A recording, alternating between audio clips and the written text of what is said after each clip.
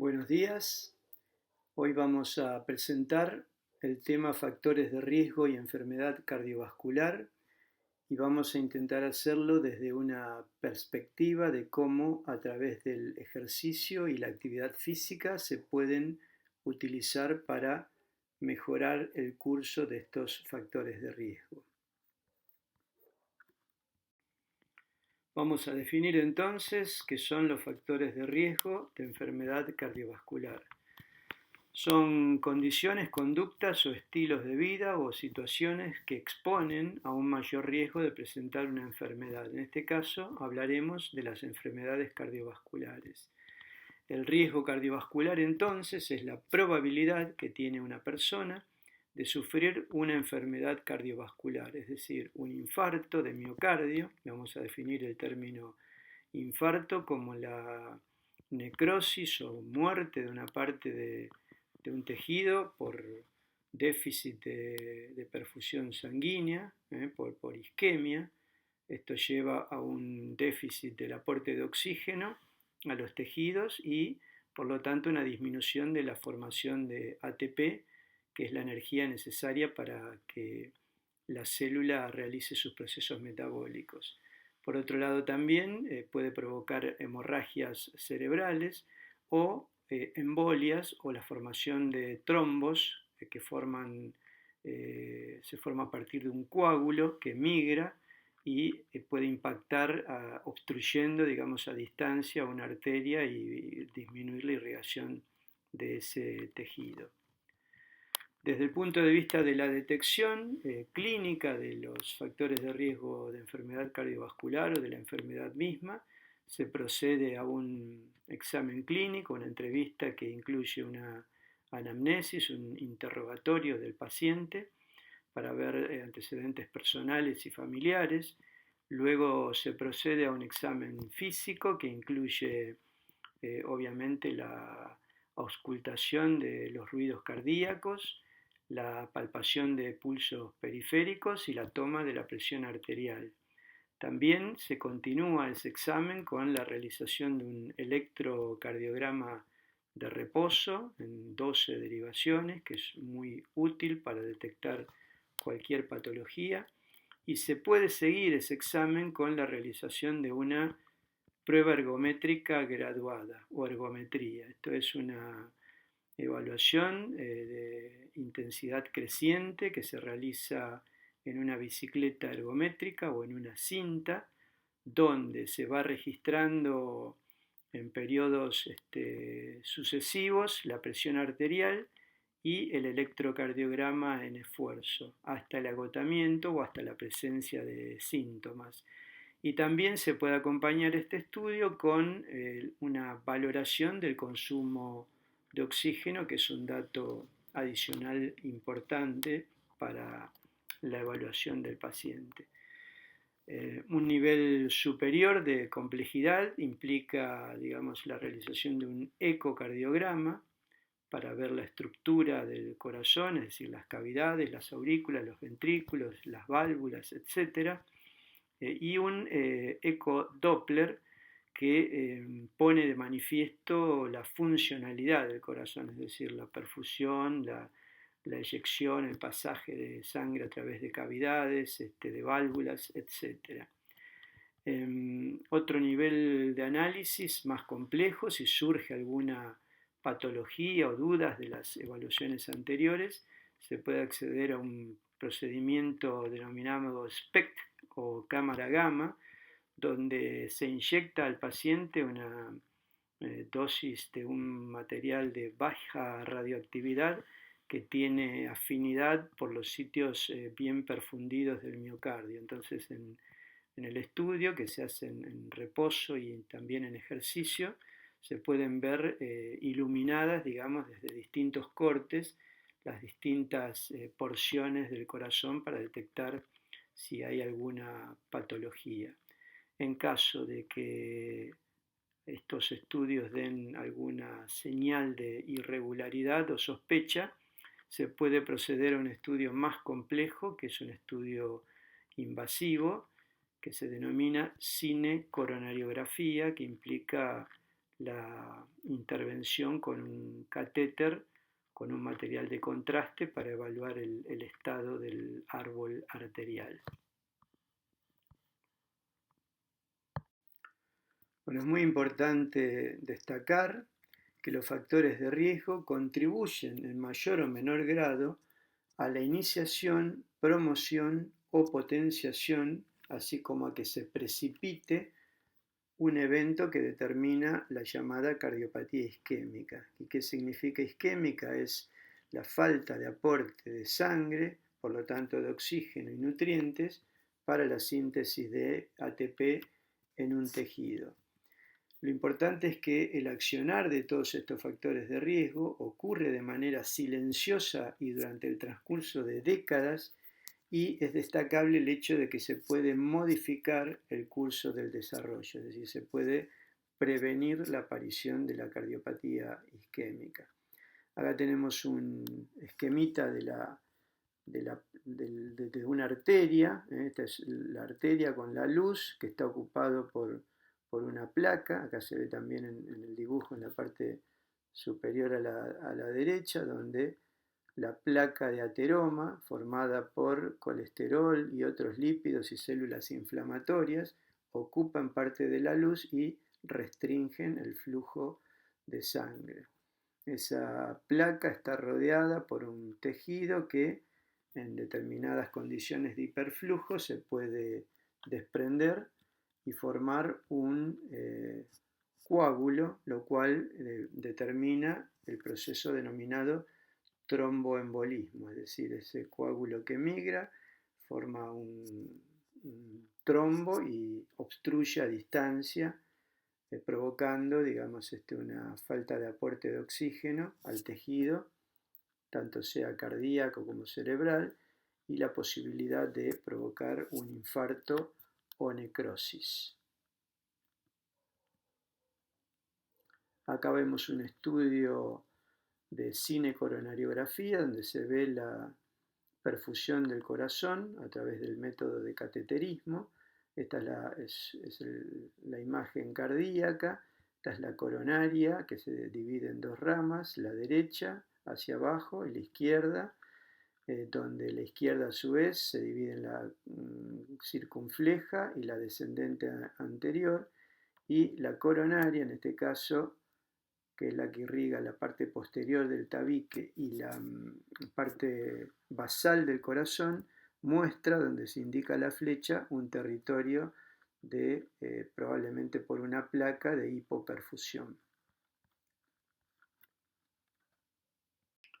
Bien, para entender el concepto de isquemia debemos aclarar y comprender en qué consiste el consumo de oxígeno. El consumo de oxígeno es la cantidad de oxígeno que el organismo puede absorber, transportar y consumir en una unidad de tiempo. Se expresa en valores absolutos, referido a todo el organismo, en mililitros por minuto, o en valores relativos a cada peso, digamos, a cada kilo de peso corporal, expresado en mililitros por kilo por minuto.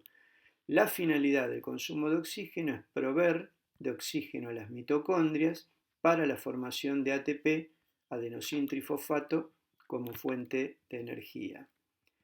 Para esto entonces podemos expresarlo a través de una fórmula donde decimos que el consumo de oxígeno o VO2 máximo tiene dos factores, depende del volumen minuto cardíaco y de la diferencia arteriovenosa de oxígeno.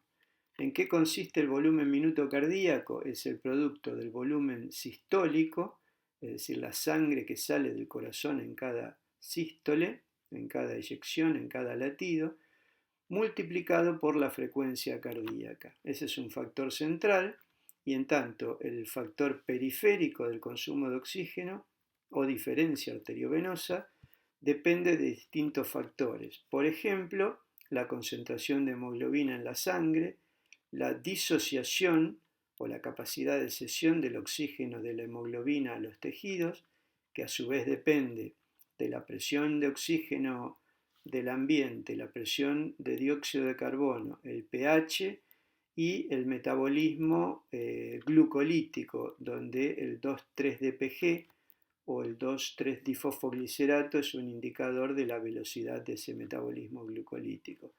También depende de la cantidad de capilares, que es producto, digamos, se modifica con el entrenamiento, el contenido de mioglobina de la célula, en este caso de la célula miocárdica, y el contenido y la calidad de las mitocondrias. Todos estos factores hacen a la diferencia arteriovenosa de oxígeno, es decir, el oxígeno es transportado por la sangre en la molécula de hemoglobina, hay un contenido de hemoglobina en la sangre, que es de aproximadamente 12 a 14 gramos por cada 100 mililitros. Cada molécula de hemoglobina tiene 4 sitios que se llaman hem o hemo, que son los que se ligan con el oxígeno, y esta hemoglobina, digamos, es transportada por las arterias, arteriolas, metarteriolas y capilares hasta el tejido donde se produce la cesión del oxígeno de la hemoglobina a la mioglobina muscular, que tiene un solo grupo hem o hemo, es decir, un grupo que acepta el oxígeno, pero que tiene mucho más afinidad y entonces se produce esa capacidad de cesión mediados por estos factores que nombramos anteriormente. La mitocondria entonces, a través de la utilización del oxígeno en una cascada metabólica descendente, tiene la capacidad de sintetizar las moléculas de ATP donde se encuentra almacenada la energía en las uniones entre los grupos fosfatos. Cuando todo este sistema falla, se produce la isquemia o falta de provisión de sangre y oxígeno a los tejidos, que pueden llevar a la necrosis o infarto. Hay otro aspecto fundamental al analizar los factores de riesgo y que influyen en todos los demás, que es el déficit de sueño. Numerosos estudios demostraron, este solamente es uno de ellos, de Tobaldini del 2018 y colaboradores, donde se vio que el déficit de sueño genera un aumento del riesgo cardiometabólico por distintos factores. Lo que se vio es que el sueño de corta duración influye en gran manera sobre la salud, y esto puede ser consecuencia de hábitos de un estilo de vida inadecuado o de factores ambientales. Y por otra parte, las personas pueden tener trastornos del sueño como el insomnio o trastornos respiratorios del sueño, como por ejemplo los ronquidos o la apnea del sueño, que son trastornos bastante comunes. Que se vio que la corta duración del sueño se asocia con un aumento de la morbimortalidad, es decir, la posibilidad de enfermarse o de morir, debida principalmente a enfermedades cardiovasculares, que es el tema que nos convoca. Entre otras, la enfermedad coronaria, es decir, de las arterias del corazón, la presencia de arritmias, y acá lo subrayé para definirlo. Las arritmias son las alteraciones del ritmo cardíaco, es decir, puede haber una taquiarritmia, es decir, un aumento de la frecuencia, o una bradiarritmia, o disminución de la frecuencia cardíaca, o alteraciones en el ritmo propiamente dicho, que sería un aumento o disminución de los latidos con irregularidad entre un latido y otro. Y finalmente, una de las cuestiones más comunes que puede provocar el déficit de la calidad del sueño es la presentación de hipertensión. Los mecanismos biológicos por los que esto se presenta es por la participación del sistema neurovegetativo, es decir, la alteración del simpático y parasimpático, donde el sueño tiene un rol fundamental, y la función endotelial. El endotelio es la capa más interna, digamos, de los vasos sanguíneos, y ahí se encuentran los factores metabólicos que regulan distintos procesos para los tejidos. Por otro lado, la disregulación metabólica que provoca esta falta de sueño y la propensión a la inflamación y la alteración del sistema de coagulación, que son factores de riesgo independientes, como vamos a ver más adelante. Bien, vamos a enunciar cuáles son y cómo se dividen estos factores de riesgo de enfermedad cardiovascular. En principio tenemos dos grandes divisiones, en modificables y no modificables o inalterables, aquí en el esquema señalado en rojo. Los inalterables entonces son la edad, la historia familiar y el sexo. A mayor edad, mayor riesgo. Las personas con antecedentes familiares de enfermedad cardiovascular también tienen mayor riesgo y respecto al sexo, los varones respecto a las mujeres tienen mayor riesgo de padecer enfermedades cardiovasculares hasta la menopausia, donde las mujeres se equiparan o incluso superan en riesgo a los varones, dado que los estrógenos juegan un factor de protección contra este tipo de enfermedades. Por otra parte, tenemos otra división dentro de los modificables en factores mayores y menores. Se consideran factores de mayor relevancia el colesterol elevado, la diabetes, la hipertensión arterial y el tabaquismo.